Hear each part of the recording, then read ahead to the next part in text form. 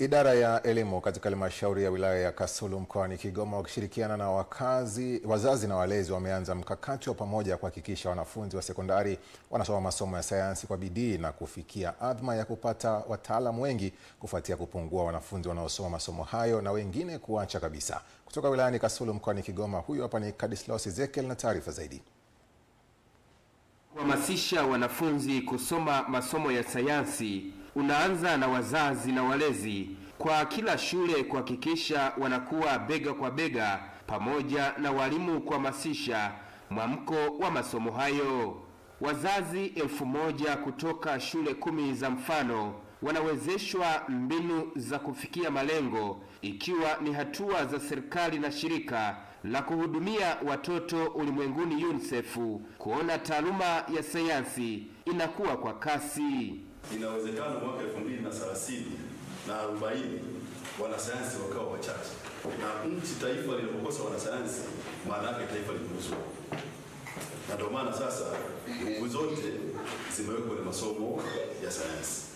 Watoto 2072 ndio walimaliza kidato cha 4 mwaka huu, ambao 2072 masomo mengine wamefanya, lakini wa kwetu katika 2072 waliofanya masomo ya sayansi fizikia walikuwa 475 kwa ujumla wao.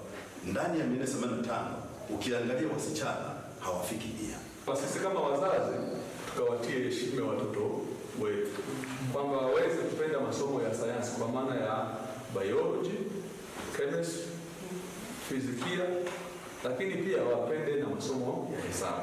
Ukiangalia matokeo, hata matokeo ya darasa la 7, sawa, utakuta masomo hayo matokeo yake sio mazuri, sawa, lakini si kwamba watoto hawayawezi, wanayaweza. Kuna wakati mwingine anaweza asiweze kutokana na ushauri wa nini wazazi.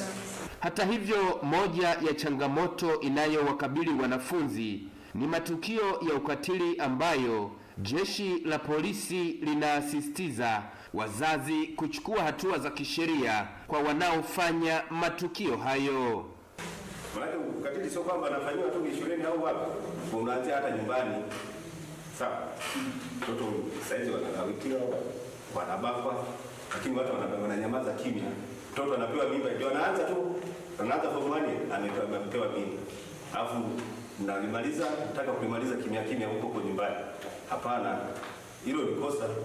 Hata hivyo, wazazi na walezi wanaona kufeli wanafunzi masomo ya sayansi ni kutokana na kutojibidisha, hivyo wajibu ni kufanya ufuatiliaji, na wazazi wana jukumu pia kuwatimizia mahitaji yao punde wanapokuwa mashuleni.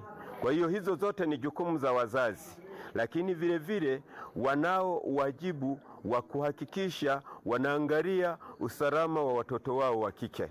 Ni majukumu yetu sisi wazazi pia kuwahamasisha wasiweze kukata tamaa juu ya masomo haya, maana masomo hayo wao wanadai kwamba ni magumu.